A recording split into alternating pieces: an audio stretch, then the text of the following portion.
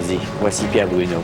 17h, bonne fin de journée. Voici l'actualité de ce vendredi 6 février. Un accident à bord d'une voiture volée met fin à un home invasion particulièrement musclé à la chute. Claude Poirier, ces invasions de domicile, ça commence à être une plaie. Si on veut régler le problème, lorsqu'on arrête des individus, il va falloir que les sentences soient plus sévères, Pierre.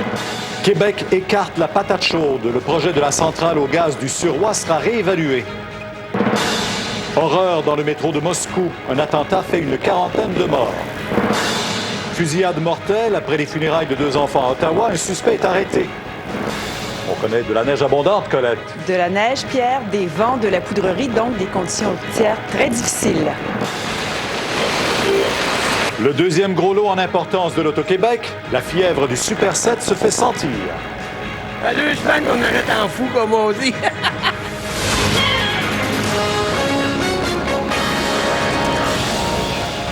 C'est pas le genre de crime, Claude, dont on parlait souvent, les hauts Non. jeunes, hein? Et c'est particulièrement inquiétant parce que si ça arrive aussi facilement que ça, On va vous raconter ce qui s'est passé du côté de la chute, parce que là, c'est un peu, même rarement vu dans ce cas-là. 4 hommes qui ont ligoté la femme et l'homme qui occupait la maison, non pas pour prendre de l'argent, mais tous les objets de valeur à l'intérieur. Et là, Jean-François Guérin, tout à coup, les malfaiteurs ont vu que ça ne fonctionnait pas tout à fait comme ils l'avaient planifié. Oui, on peut dire, Pierre, qu'ils avaient peut-être des idées de grandeur, ces malfaiteurs qui se sont présentés vers 11h30 ce matin à une résidence de la route 329 à la chute. Ils y sont arrivés, les 4 malfaiteurs, avec un camion cube. On fait intrusion à l'intérieur. Pour l'instant, on ne nous a pas précisé comment exactement. Ils étaient armés, ont menacé les occupants à l'intérieur de la résidence, ont même frappé à une reprise la femme de 32 ans. Elle et l'homme de 48 ans ont été ligotés. Et là, les voleurs, figurez-vous, ont commencé à sortir des meubles. On en a vu des home invasion, mais rarement pour des meubles. On a sorti des meubles, certaines armes à feu également, qui étaient à l'intérieur, et on a pris la fuite. Dans l'entrefaite, Pierre, les 2 personnes réussissent à se libérer de leurs liens et contactent le 911, donnent une description de cette Ford Mustang qui était le véhicule appartenant au propriétaire de la maison et duquel s'étaient emparés les malfaiteurs. Tout de suite, les policiers de Mirabel, qui sont dans le secteur de l'aéroport de Mirabel, aperçoivent le véhicule et avant même qu'il l'ait pris en chasse, le véhicule fait une embardée, se retrouve dans le décor. 2 individus en sortent, arrêtent un autre véhicule dont une dame est au volant et prennent la fuite d'abord de ce véhicule-là. Et les 2 autres que vous avez vus qui ont été arrêtés, ce sont vraisemblablement les occupants du camion cube qu'on a retrouvé dans le même secteur et qui, eux, avaient pris la fuite qu'on a retrouvé dans le stationnement de l'aéroport de Mirabel. Donc, 2 arrestations. Parlez-nous du couple. Est-ce qu'ils ont été blessés? La dame, on parle de blessures légères, rien de majeur. Ils sont rencontrés présentement par les enquêteurs de la Sûreté du Québec qui tentent d'élucider cette histoire. Merci beaucoup, Jean-François. Je vous en prie, au revoir. bien, il faut croire que les opposants au projet du Suroît ont crié assez fort. En tout cas, ils viennent de remporter une manche. Le gouvernement Charest a décidé de suspendre le processus de construction de la centrale thermique pour quelque temps. Paul Larocque, en fait, il demande à la Régie d'énergie de revoir le projet qu'il avait pourtant autorisé avant Noël. Oui, donc c'est un recul ou un recul stratégique, mais Claude, je vous dirais plutôt que c'est sans doute une sortie de secours politique à court terme que s'est trouvé Jean Charest aujourd'hui. Regardez les images, savante mise en scène ce matin qui avait été orchestrée. Jean Charest qui arrive, eh bien oui, avec à ses 2 côtés, non pas les 2 larrons comme le Christ, là, le ministre de l'Énergie, celui de l'Environnement, les 2 ministres impliqués dans la controverse. Donc la colère, la grogne gagnait manifestement le caucus libéral, sans parler évidemment dans la population.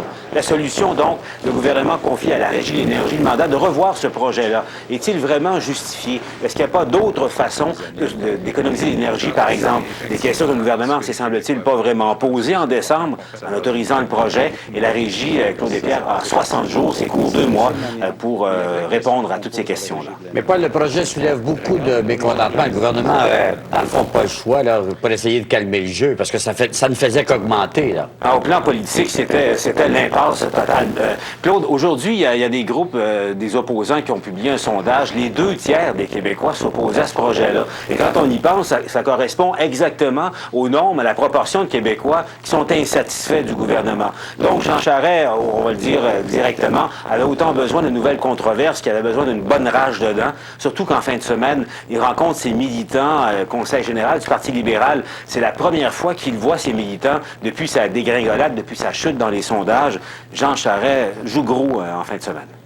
Merci beaucoup, Paul. En Russie, il y a eu un attentat dans le métro de Moscou. Vous allez voir des images quand même qui nous montrent l'ampleur de ce drame-là. On parle d'au moins 39 morts et 130 personnes qui ont été blessées. Le décompte est difficile parce que plusieurs corps qui ont été déchiquetés. C'est survenu en pleine heure de pointe, comme je disais, entre deux stations de métro. Donc, le wagon a carrément été déchiqueté. L'explosion s'est produite et n'a pas été revendiquée, mais les enquêteurs privilégient l'hypothèse de l'attentat suicide. D'ailleurs, on craint que ce ne soit les Tchétchènes qui soient à l'origine de cet attentat-là. D'ailleurs, le président Poutine a dénoncé encore, et tous les pays européens, les États-Unis, le président Bush qui a parlé à M. Poutine, a dénoncé cette attaque. Et quand on est allé à l'intérieur du métro, vous avez vu tantôt ces images, la police qui a pu entrer dans le tunnel, et on a même craint un moment aussi à l'effondrement du tunnel en raison de l'intensité de la déflagration. Par ailleurs, en Floride, on vous parlait en début de semaine de la disparition d'une jeune fille, l'enlèvement qui avait été filmé par la caméra de surveillance. Elle a été retrouvée, le corps de l'enfant a été retrouvé mort ce matin. Carly Brucia, 11 ans, a été découverte près d'une église de Sarasota, à quelques kilomètres du lieu de sa disparition, dimanche dernier. Joseph Peter Smith, 37 ans, sera inculpé pour meurtre. Il serait l'homme qui agrippait la jeune fille que l'on voyait sur la bande vidéo. Il avait déjà été acquitté en 1997 pour une autre histoire d'enlèvement. Les enquêteurs auraient découvert le cadavre après avoir interrogé ce suspect que l'on voyait sur la bande vidéo. Si vous vous souvenez, on avait fait appel à la NASA pour avoir des images davantage précises. Plus tard dans le bulletin, en viendrons-nous bientôt à prévenir contre la mauvaise alimentation, comme on le fait contre la nicotine?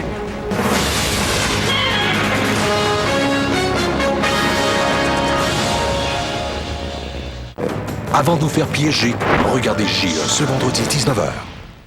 En présentation spéciale. T'es le meilleur, tu entends ce que je veux dire? Tu es Michael Jackson. Pour comprendre le phénomène, il faut toujours retourner à la famille. Je peux t'assurer qu'ils ont tout pour réussir. Ils avaient tout pour vivre le rêve américain. Ça, c'est ton arme. Avec ça, tu marcheras vers la gloire. Une famille pas comme les autres. Tu ne peux plus les frapper maintenant. La destinée des Jackson est plus grande. La famille Jackson en rafale. Ce jeudi ou ce vendredi 20h à TVA. Ce samedi, que la fête continue. Vivez la magie du 50e Carnaval de Québec, Monsieur Christie. Animé par Claudine Desrochers, Marcel Bouchard, Annick Dumontet et Carl Larouche. Le défilé de nuit du Carnaval de Québec, Monsieur Christie, ce samedi 18h30 à TVA. Des hommes qui n'ont pas le vertige. Une mission spéciale. Il nous manque 3 valises. Nom de Dieu, prisonnier dans une spirale infernale. Ne le tue pas tant que tu n'as pas l'argent. Accrochez-vous. Un suspense à la hauteur de vos attentes. Sylvester Stallone au bord du gouffre. Falaise de la mort, ce samedi 20h30 à TVA. Le président de la Banque de développement du Canada qui poursuivait son employeur vient de gagner sa cause. Et Emmanuel Latraverse, on peut dire en fait que c'est toute la crédibilité du rôle du premier ministre dans cette affaire qui est remise en cause. Oui, bien criminel et refusé. Bon, Emmanuel, on est à vous. Là. On vient d'avoir un petit problème. Là. Bon, vous venez de disparaître. Alors, on va être à vous dans quelques instants et on parlera de ça parce que c'est tout... Oui, vous êtes là, Emmanuel. On me dit que c'est revenu. Emmanuel. Oui, là, je vous entends et on vous voit. C'est clair. Bon, mais parfait. Donc, François Baudouin, il était président de la Banque canadienne de développement au cœur de l'Auberge Grand-Mère. Et ce qui est arrivé, c'est qu'en 1999, il a refusé d'accorder un prêt de 200 000 $ à l'Auberge Grand-Mère. Et peu de temps après, il a été congédié et même après poursuivi par la banque qui disait que la banque n'avait pas à lui payer sa pension, etc., etc. François Baudouin, vous vous en doutez, a toujours dit qu'il avait été victime d'une vendetta pour avoir refusé ce prêt. Une vendetta surtout de la part de 2 cadres de la BDC, Jean Carl, qui était le vice-président, et Michel Vénat, qui était président du conseil d'administration. Ces 2 hommes étaient bien sûr des amis de Jean Chrétien. Or, sans vraiment confirmer la thèse de la vendetta, le juge établit un lien, lui, entre le congédiement et les gestes de M. Baudouin dans cette affaire. Et surtout, écoutez bien le jugement, il dit la férocité, voire la méchanceté avec laquelle il a été traité dans toute cette affaire lui permettent de penser comme il l'a fait. On aurait voulu le briser, ruiner sa carrière, que l'on n'aurait pas agi autrement. Toute cette affaire laisse une profonde impression d'injustice. Donc, vraiment, pour M. Baudouin, la victoire est totale, d'autant plus que la Cour ordonne que la BDC lui verse sa pension rétroactivement et des frais, tous ses frais d'avocat. Je vous laisse l'écouter. J'espère que la situation que j'ai vécue va pouvoir contribuer à améliorer les choses dans le futur pour d'autres qui sont sujets à des pressions politiques comme je l'ai été, à d'interférences. Pour nous, l'argent est important, mais secondaire. C'est une décision quant à l'intégrité de M. Beaudoin. Ça, c'est l'importance pour nous aujourd'hui.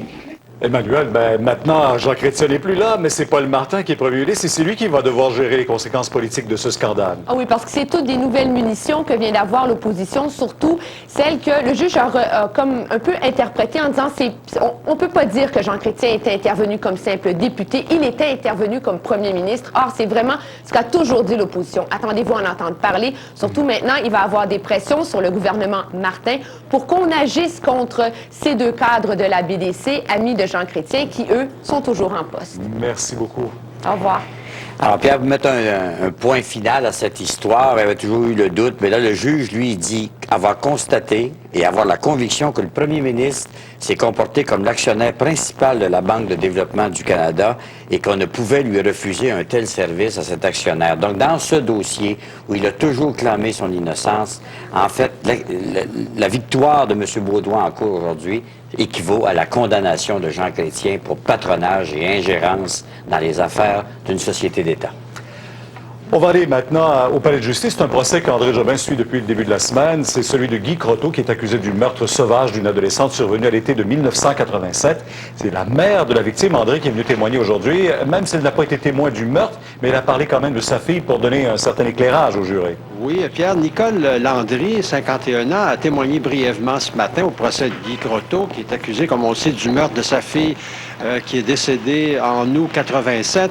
Elle l'a décrit comme étant une fille avec du caractère, qui savait ce qu'elle voulait, et aussi une fille qui se savait aussi très déterminée, bien sûr avec des problèmes inhérents à l'adolescence, puisqu'elle n'avait que 16 ans. Le dimanche 23 août 87, elle a quitté le foyer familial de la Prairie. On n'a pas eu de nouvelles depuis. Le lendemain, on sait que son corps a été retrouvé dans un champ de maïs à Saint-Jean, c'est-à-dire plutôt dans la région de la Naudière, à 60 km des lieux où elle devait se trouver le dimanche soir à Longueuil, puisqu'elle devait retourner dans un centre d'accueil à Saint-Hyacinthe. Auparavant, il y a une chimiste qui est venue témoigner pour dire que dans le sang de la victime, on a trouvé un taux très faible d'alcool. On parle de 5 mg. C'est faible, en effet, puisque quand on sait que pour un conducteur, par exemple, la limite permise est de 80 mg. Merci. Ça se poursuit mardi? Mardi, puisque lundi, ça sera consacré toute la journée à des points de droit. Merci. Au revoir. Au revoir. Une bonne nouvelle pour les riverains, ils l'ont constaté certainement le long de la rivière des Mille-Îles ou de la rivière des Prairies.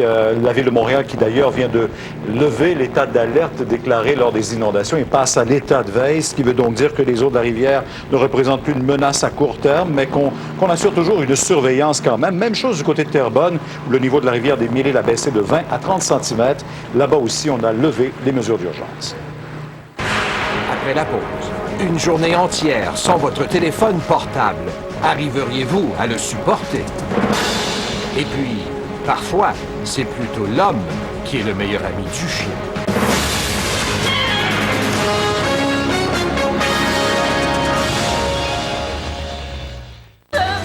Vous savez que c'est la journée sans téléphone cellulaire. Êtes-vous capable de respecter ça? J'ai essayé de ne pas l'utiliser, mais il a sonné une fois, je dois dire. Ben moi, il a sonné tout le temps, mais j'ai changé. J'ai converti ça en regardez, tout petit. C'est en carton. En carton, c'est juste parce que c'est pour entendre au moins, pas perdre l'habitude. Parce que Maxime Landry, vous avez constaté que même si c'était la journée aujourd'hui, ça n'a pas été entendu cet appel-là, voire même respecté. Hein? L'appel n'a pas été entendu, mais les sonneries, nous, on les a entendues régulièrement. Oui. Et c'était pas une sonnerie de carton, Pierre, quand même. Écoutez, au Canada, c'est simple actuellement. On dit que les téléphones cellulaires, 40 % des gens en possèdent un.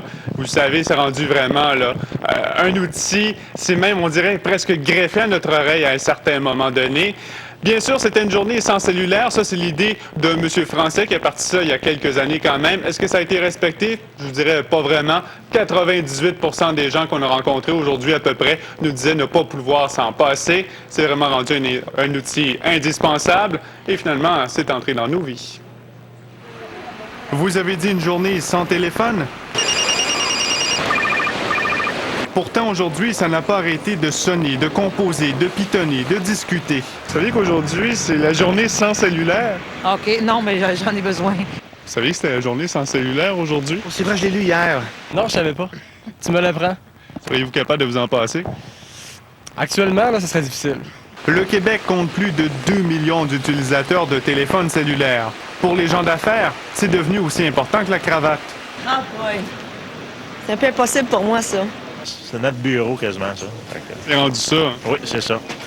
Êtes-vous fier de ça, vous? Non, pas vraiment. C'est aujourd'hui la journée sans cellulaire? C'est aujourd'hui la journée sans cellulaire? Ouais, Avez-vous les vôtres ouverts, là? Ou... Oui. OK, je peux le fermer si vous voulez, par exemple. Montrez-nous ça. Je suis correct qu'il est éteint. T'as pas voulu, hein? Non, non.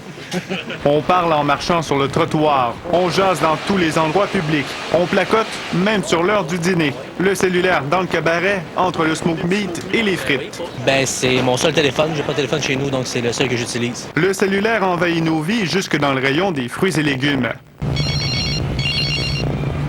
Sans parler des petits moments intimes.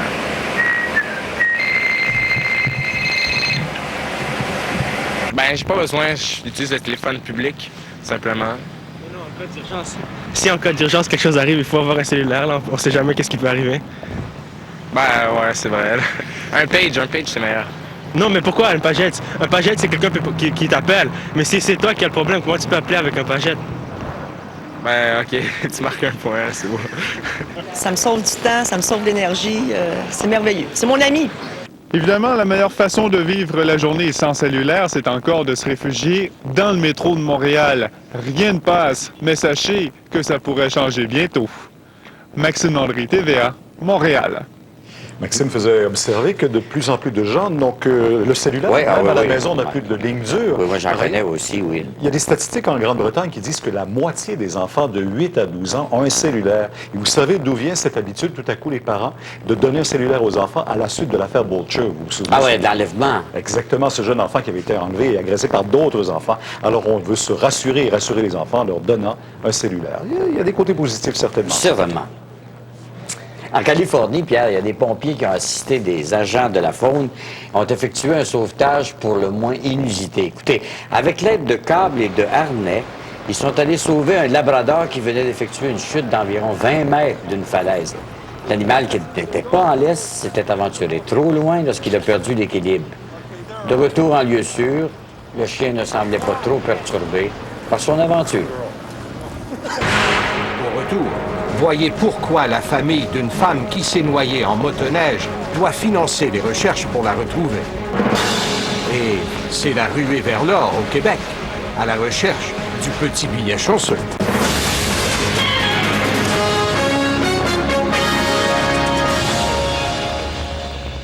Je me souviens la première fois que je suis allée au marché du Star et j'en revenais pas. Il y avait... C'était le retour en cours du présumé parrain de la mafia, M. Rizzuto. Exactement, et Jean-François Guérin. En fait, cette comparution, aujourd'hui, ça nous dit que ça risque d'être long, les procédures pour son extradition vers les États-Unis. Absolument. On vous en parlait il y a 2 semaines. On vous disait que dans certains cas, ça peut prendre des années avant d'en arriver au bout de ces procédures d'extradition. Bien, ça nous en donne une idée, ce qui s'est passé ce matin au Palais de justice de Montréal. Je vous rappelle que Vito Rizzuto a été arrêté il y a environ 2 semaines à la demande des autorités américaines pour un meurtre commis au début des années 80 à New York, qui aurait été commis au profit de l'organisation, en fait, du crime organisé de la famille Bonanno. Ce matin, au Palais de justice, Pierre, Vito Rizzuto n'était pas représenté par 1, par 2, par 3, mais par 4 avocats. Et ce dont on a discuté, c'est même pas des points de droit, c'est une autre date à fixer pour laisser le temps aux avocats de présenter une série de requêtes, à la fois sur l'audition de déportation, également sur les accusations auxquelles il fait face, et comme vous allez l'entendre, possiblement pour la remise en liberté. On en a fait mention à la Cour prochainement. Nous allons sûrement s'attarder à cette situation-là. Quel motif vous allez invoquer? Vous verrez quand les documents seront produits. En ce qui a trait à la remise en liberté, M. Rizzuto a le fardeau. Je vais attendre une demande, voir ce qu'ils ont à dire. Donc, retour en cours le 5 mars et on risque d'en avoir plusieurs dates dans ce dossier-là. Un autre sujet, Jean-François, ceux qui suivaient Salut Bonjour, ce matin, on leur parlait d'un corps que des déneigeurs ont retrouvé hier soir à Montréal. Est-ce qu'on a des développements là-dessus? Bien, c'est toujours considéré, Pierre, comme une mort suspecte. Je vous rappelle que ce sont des travailleurs de la Ville de Montréal qui ont trouvé ce corps-là dans le secteur Ville-et-Mar, alors qu'ils s'affairaient à des travaux de déneigement dans le secteur des rues Pitt et Dunn. Le corps qui était enroulé finalement dans du plastique. On a procédé aujourd'hui, Pierre, à des résultats préliminaires, à une autopsie préliminaire. Et les traces retrouvées sur le corps ne sont pas compatibles avec la mort. En d'autres mots, c'est pas assez pour avoir provoqué la mort. Alors, on se demande toujours comment cet individu-là est décédé. C'est pas évident qu'il ait été victime de violence. Il faudra procéder par analyse toxicologique. Et ça veut dire qu'on n'écarte pas l'hypothèse, par exemple, que ce soit un individu qui est succombé à une overdose, qui a été en compagnie d'autres personnes et qu'on ait voulu de se débarrasser, qu'on ait eu peur finalement, et qu'on ait voulu carrément de se débarrasser du corps, qu'on l'ait déposé là, possiblement tout juste avant la tempête du début de la semaine, mais ça reste à confirmer. Donc, une enquête qui risque d'être longue dans ce dossier-là. Merci, Jean-François. Au revoir.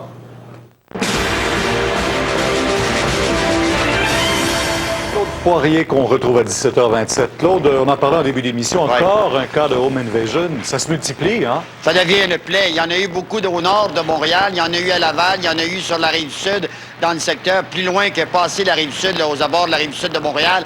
Et ça devient une plaie, je le disais, parce qu'il y a un problème majeur. Lorsqu'on a arrêté certains individus, souvenons-nous de l'affaire qui s'est passée dans la région de Laval, et on se rappellera également qu'il y a eu trois individus, dont 2 hommes et une femme, qui sont toujours recherchés sur le territoire de la Ville de Montréal parce qu'ils avaient posé des gestes semblables dans le secteur de Verdun et le boulevard Saint-Joseph.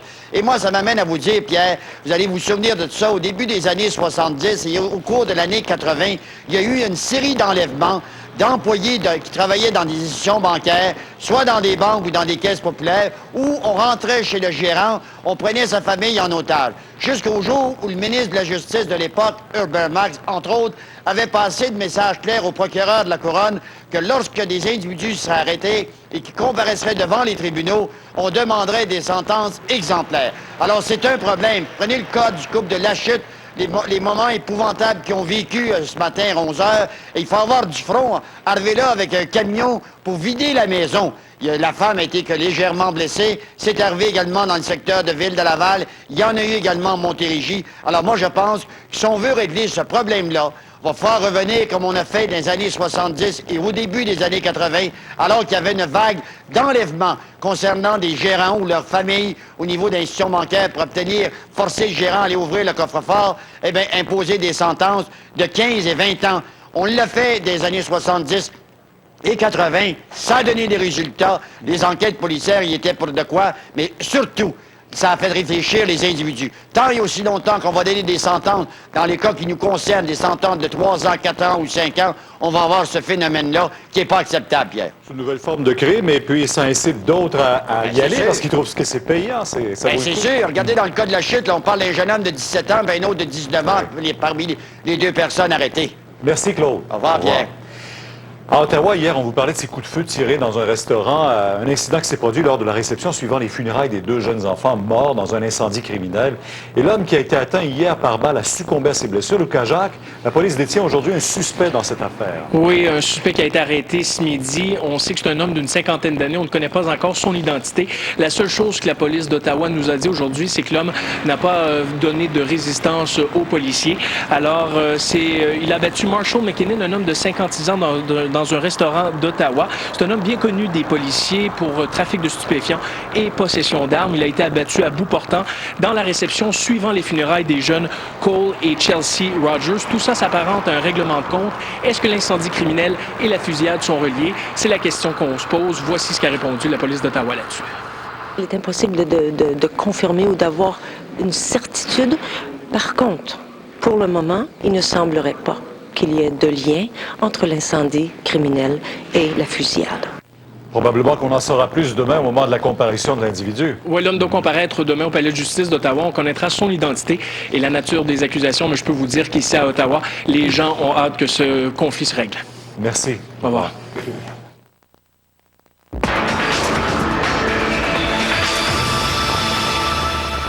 Pierre, avec cette nouvelle neige et puis le week-end qui arrive, c'est le temps de rappeler aux motoneigistes d'être encore très prudents pendant le week-end parce que vous vous rappelez peut-être que la fin de semaine dernière a été particulièrement meurtrière. 2 femmes sont disparues alors que le motoneige s'est enlisé dans la rivière des Mille-Îles. Et depuis ce temps, les familles vivent dans l'attente. Et comme la police ne commencera pas la recherche des corps avant le printemps, les familles ont ramassé des fonds afin d'engager des plongeurs professionnels. Et je joins le frère d'une des disparues, M. Daniel Sarrazin. M. Sarrazin, bonsoir. Bonsoir, M. Charon. Monsieur, pourquoi faites-vous confiance seulement à ces professionnels-là? Vous n'avez perdu confiance dans la police ou alors vous trouvez qu'ils tardent trop? Oui, ben j'imagine qu'ils ne veulent pas chercher. Mais là, on a 3 plongeurs. Puis on voudrait... c'est pour ça que je suis ici, là. Je vais demander des plongeurs bénévoles. Puis on a besoin d'autres équipements aussi. Est-ce que vous pensez que vos plongeurs que vous engagez pourraient être plus chanceux que la police ou si vous allez contre les arguments de la police qui disent qu'on ne peut pas les trouver avant le printemps? Ah oui, oui, c'est sûr qu'on va les trouver, ça c'est sûr et certain. On a fait venir un médium aujourd'hui, puis les corps sont dans l'eau, on le sait. On a trouvé les skidoo, là. Vous avez trouvé skidoo? Oui, on a trouvé un skidoo, puis l'autre, on l'a trouvé un petit peu plus tard. Dans quel état sont les familles? J'imagine que c'est un petit peu le désarroi qui vous conduit à prendre cette initiative. Vous êtes profondément bouleversé, là, hein? Oui, parce que ma soeur avait 3 enfants, puis ma mère, elle faussera pas ces preuves-là. C'est pour ça que je demande s'il y aurait des plongeurs bénévoles, qu'on aurait besoin comment on dit ça, donc, un ponton, oui. Un cube avec de la chaleur pour garder l'eau chaude pour les plongeurs. Alors, comment est-ce qu'on peut vous aider? Vous faites un appel à l'aide, là? Oui. Il y a des gens qui voudront sans doute vous aider. Comment peuvent-ils vous joindre? Ils peuvent me rejoindre sur mon cellulaire, 514-928-9085 ou le 450-831-3357. Et puis, si le monde veut donner des dons pour les plongeurs, le numéro est le 473-3124. Dites-moi, oui. Est-ce que vous avez amassé déjà quelques fonds? J'imagine que c'est la famille qui s'est cotisée. Oui, c'est ça. Vous pouvez mener ces opérations jusqu'à quand, là? Oh, pas bien longtemps, parce que ça prend pas mal de matériel. Puis là, justement, les plongeurs sont partis faire une boîte pour des lumières, là. Ils mettent une caméra là-dedans, puis ils vont voir jusqu'au fond. Rappelez donc les numéros de téléphone où on pourrait vous rejoindre là, si on veut au moins apporter de l'aide. Oui, le 514-928-9085. Puis pour envoyer des dons, c'est où ils travaillaient? Au 473-3124. 3124. En tout cas, si d'une façon ou d'une autre, les gens peuvent venir en aide, vous faites appel à des plongeurs. Il y a certainement des gens qui sont habitués. Puis on sait que les conditions sont probablement difficiles quand même, là, avec la glace. Oui, c'est ça, mais non, mais ça va bien parce que c'est à peu près 300 mètres de long par 200 mètres de large. Puis on a des câbles, on est vraiment... on fait pas trop de risques. Non, c'est ça, on fait attention. Bonne chance à vous, monsieur. Merci beaucoup, M. Charon. Et à vos familles. Merci infiniment. Bonne chance à ces gens, effectivement. Il y en a qui, pendant ce temps-là aussi, ont l'esprit à la fête parce qu'on commence à rêver avec un gros lot de près de 33 millions de dollars qui sera tiré ce soir au Super 7. Est-ce qu'on peut parler de folie aujourd'hui, Maryse Gagnon? Ben oui, je pense qu'on peut parler de folie parce que quand les gros lots sont élevés comme ça, l'Auto-Québec vend toujours énormément de billets. On pense que d'ici 21h ce soir, il y a 10 millions de billets qui vont avoir été vendus. Ça veut dire 20 millions de dollars dans les coffres de l'Auto-Québec. Évidemment, 32 millions et demi de dollars, c'est une cagnotte qui fait rêver, mais c'est pas le plus gros montant de l'histoire canadienne. Le plus gros montant, c'était en mai 2002, c'était de 37,8 millions de dollars. Ça avait été gagné par 4 groupes, dont 2 du Québec. Alors évidemment, il y a des gens qui espèrent, qui tentent leur chance. En fait, tous les espoirs sont permis. Je vous laisse entendre quelques commentaires. En avez-vous acheté de la Super 7? Oui. Combien? Bon, je sais plus, on achète ça. Ça fait 2 semaines qu'on achète en fou, comme on dit. Qu'est-ce que vous allez faire si vous gagnez ce 32 millions? Je vais en donner beaucoup. Beaucoup. Je vais en garder, bien sûr, mais je vais en donner mes enfants, mes parents, mes sœurs. Qu'est-ce que vous allez faire, vous, si vous gagnez? Je m'en irai dans le sud. Si personne qui gagne le montant, qu'est-ce qui arrive? Écoutez, je vous avoue que j'achète jamais vraiment de billets, j'y pense pas, mais là, on a jusqu'à 21h pour le faire. Le temps de vous dire que si c'est pas gagné, la cagnotte va grimper à 35 millions de dollars par semaine. Et vous savez, les chances que vous avez de gagner ce gros lot-là ce soir, 1 sur 20 millions. C'est pas beaucoup, mais ça vaut quand même la peine de tenter sa chance. 35 millions la semaine prochaine, c'est pas gagné? Non, voilà, c'est ce qu'on nous a dit. Merci, au revoir. Merci, au revoir.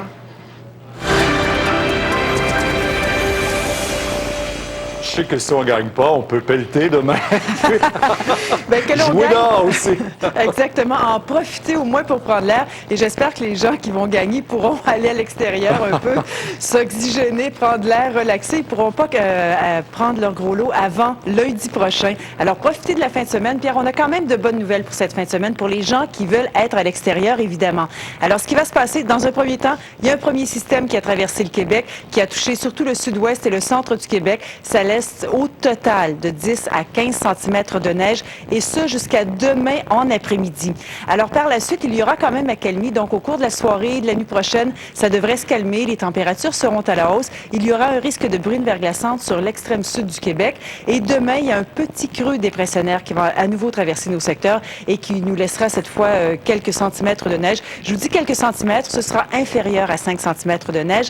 Et là, ce sera venteux et c'est une masse d'air froid qui devrait nous envahir pour dimanche. Alors, en détail, ce que ça donne, redoublez de prudence sur les routes en passant, c'est très lent, c'est glissant, la visibilité est réduite. Alors, au cours de la soirée de la nuit prochaine, bon, partout, il y aura encore de la neige. Neige qui devrait quand même diminuer au cours de la soirée. Il y a un risque de bruine verglaçante. Ce sera venteux, minimum qui varieront entre moins 8 et 0 degrés. L'Outaouais et Montréal, les températures seront à la hausse là, pour atteindre moins 1 et 0 degrés la nuit prochaine. Demain, un peu de neige prévue pour tous les secteurs et c'est là, avec le passage du front froid, que les températures seront à la baisse. Ce sera venteux, surtout en après-midi, des pointes de 30 à 50 km à l'heure, donc un petit peu plus froid. Les gens qui planifient pour toute la fin de semaine, dimanche se dessinent très bien, mais un peu plus froid avec des températures sous les valeurs normales. Maintenant, pour les régions du centre et de l'est du Québec, alors là aussi, il y aura de la neige. Ce sera venteux, donc de la poudrerie, conditions routières difficiles. Et même pour ces secteurs-là, pour les Bois-Francs, la Beauce, Québec, accumulation totale jusqu'à demain de 10 à 15 cm. Demain, toujours de la faible neige, ça reste venteux. Ce sera un petit peu plus froid puisque les vents vont tourner au secteur nord-ouest. Pour les régions du nord et de l'est du Québec, des passages nuageux et très froid pour la baie James et Fermont. Le ciel sans nuages pour la Basse-Côte-Nord, de la neige et venteux pour l'Abitibi-Témiscamingue, Saguenay-Lac-Saint-Jean et la Côte-Nord. Demain, il y restera de la neige pour le Saguenay-Lac-Saint-Jean, la Côte-Nord et la Basse-Côte-Nord. Ce sera encore très beau et froid pour la baie James et Fermont. Rapidement, pour les destinations soleil, demain, il y aura des averses en Floride, mais ailleurs, ce sera très beau et chaud. Alors voilà, et passez une belle fin de semaine. On va en profiter certainement. Oui. Merci, Colette. Dans un moment, tout le monde en piste. Dernière répétition avant le fameux show Harley.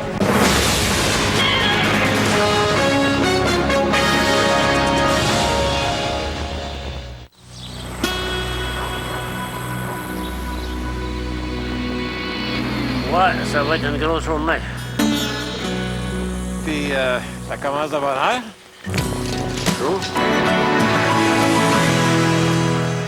Alors, c'est la Régie de l'énergie qui aura à évaluer le dossier du Suroît.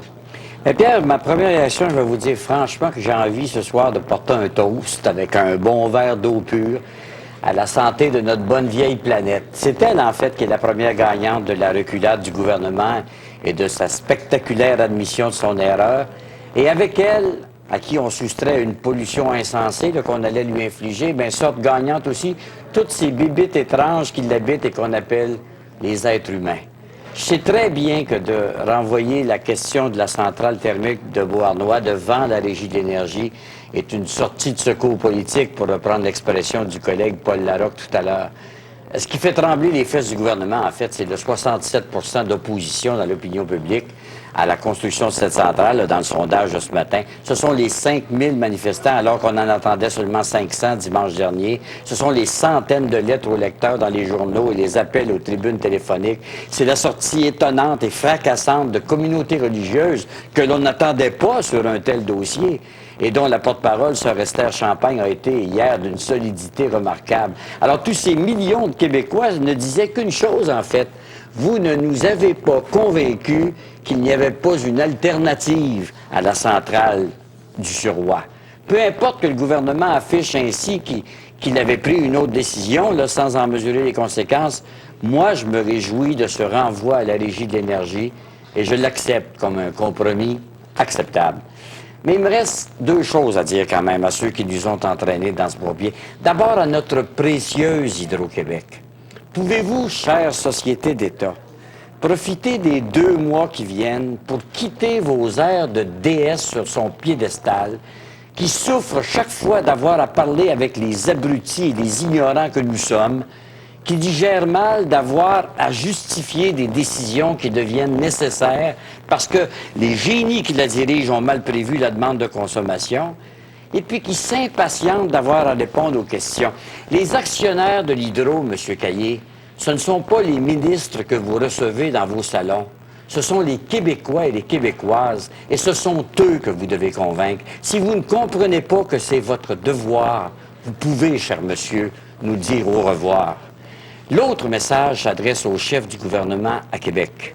Profitez donc, vous, de ces 2 mois où la Régie de l'énergie va hériter de votre patate chaude pour, premièrement, nous trouver un ministre des Ressources naturelles qui serait autre chose qu'un porte-document de l'Hydro-Québec.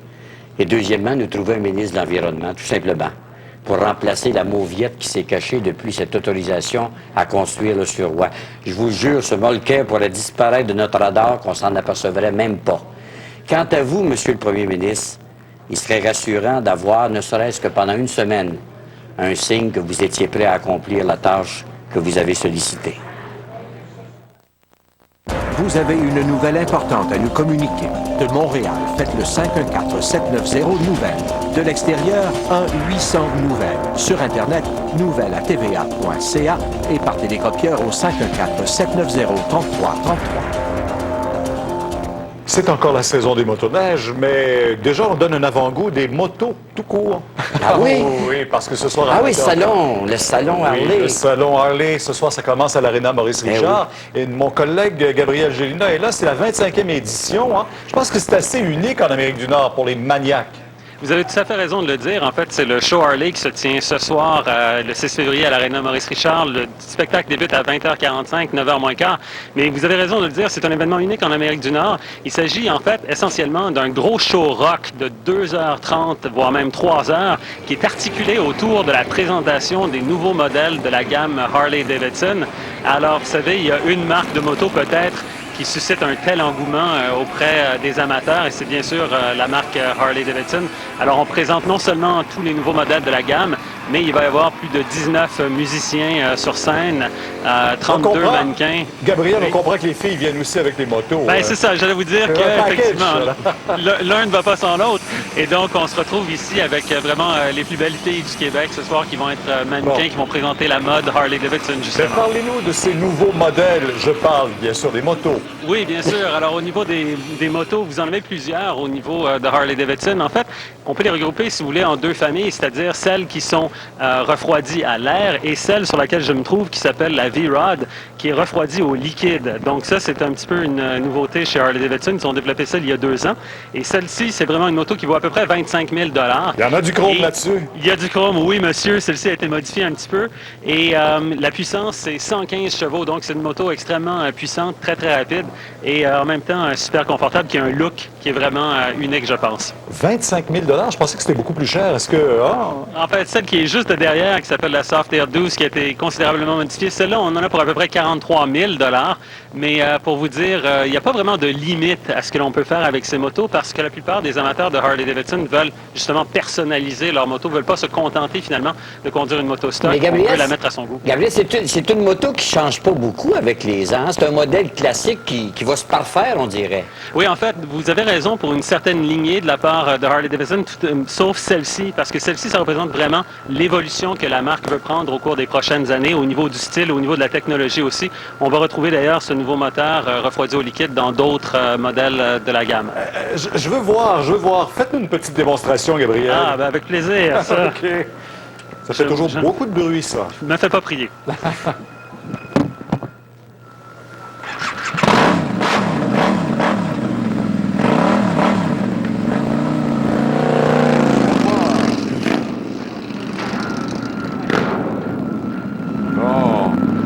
Je pense qu'il nous a oubliés, là. Notre ami Gabriel. Une belle petite démonstration. On peut se promener comme ça. Voilà. À 25 000 $ minimum, 43 000, ça commence à être des sous, hein? C'est pas pour toutes les courses, là. Mais il faut admettre que c'est beau, hein? Ah, c'est beau. Mais c'est de plus en plus, je pense que les baby boomers, ça donne de plus en plus à ce sport de la motocyclette maintenant. Alors, ils en ont les moyens, semble-t-il. On vous revient tantôt après la pause aussi avec Julie Bélanger. On la retrouve tout de suite dans quelques instants. Pas obligé d'avoir un corps de mannequin pour trouver ce qui vous va bien. Ce costume est quand même assez sexy aujourd'hui. Mais c'est pas vulgaire que j'ai porté. Mais c'est pas vulgaire.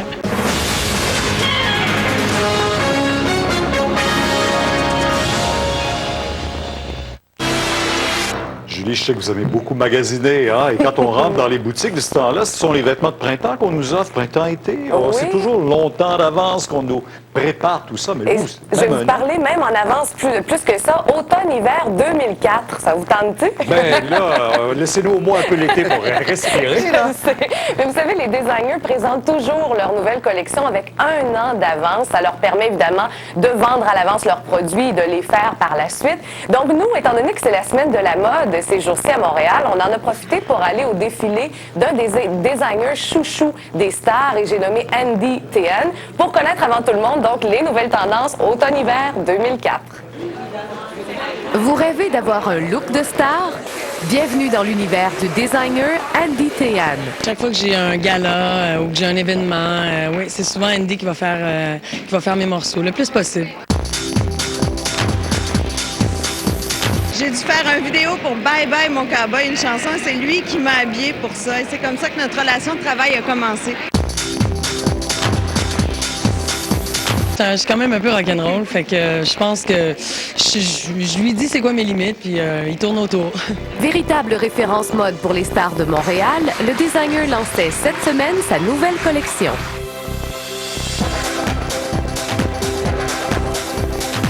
Qu'est-ce qu'il faut absolument dans sa garde-robe pour l'automne-hiver 2004?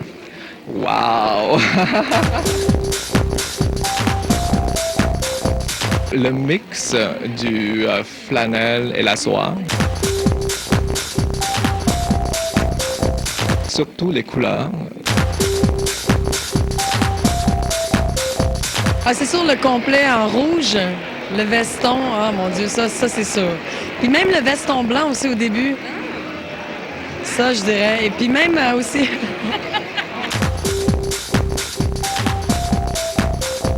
Le morceau d'ouverture, donc l'habit blanc avec sur les côtés les languettes vertes et noires, c'était vraiment, vraiment sublime. Ça, je le veux. Donc le blanc cassé, pour l'hiver, ça va être de mise. Même si vous n'avez pas un corps de mannequin, le secret est de trouver ce qui vous va bien. Ça peut être beau sur un mannequin, c'est pas nécessairement beau sur vous. Il faut l'essayer, il faut se sentir confortable et pas se sentir obligé de le porter parce que c'est la tendance. Être bien dans sa peau. Non, moi, j'allais plutôt dire, mettez les bons sous-vêtements.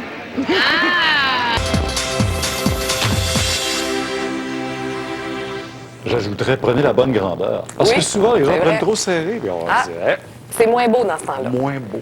Hey, on va en voir des gens bien habillés cette fin de semaine aux Grammys, sans doute. Hein? Oui, les Grammy Awards qui seront présentés ce dimanche, ça c'est un gros gala chaque année. Et je rappelle d'abord que Janet Jackson ne sera finalement pas de la partie. Hein. Ça a été confirmé aujourd'hui, évidemment, suite à toute cette histoire du Super Bowl. Mais un qui sera là, c'est lui qu'on vient de voir, Sting, qui est en répétition aujourd'hui à Los Angeles, de même que le rappeur Outkast qu'on voit à l'instant. Et donc le 46e gala des Grammys sera présenté ce dimanche à Los Angeles. Le TVA 18h suit à l'instant.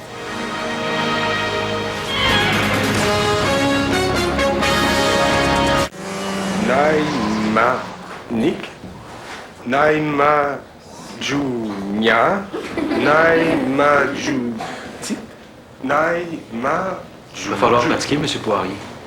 Vous avez encore du chemin à faire. Ouais. Ben du chemin.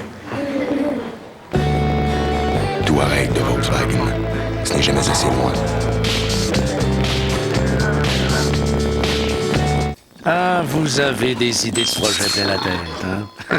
Mais c'est le temps de lancer les travaux. Avec le super rendez-vous Rona, rénové, c'est payant. Du 4 au 29 février, profitez de cet événement allumé pour consulter nos conseillers et acheter tout ce dont vous avez besoin pour votre prochain projet intérieur. Vous recevrez même de 50 à 300 $ en chèque cadeau Rona. De quoi donner la douche finale à votre projet. Du 4 au 29 février seulement, c'est l'événement rénové, c'est payant. Vous voulez? Avec Rona, vous pouvez. Bonjour, je peux vous aider? Bonjour, je peux vous aider? Bonjour, je peux vous aider? Bonjour, je peux vous aider? Bonjour, je peux vous aider? Je voudrais contribuer à mon REER. 17 000 employés, toujours prêts à vous aider. Banque nationale, la première banque au Québec.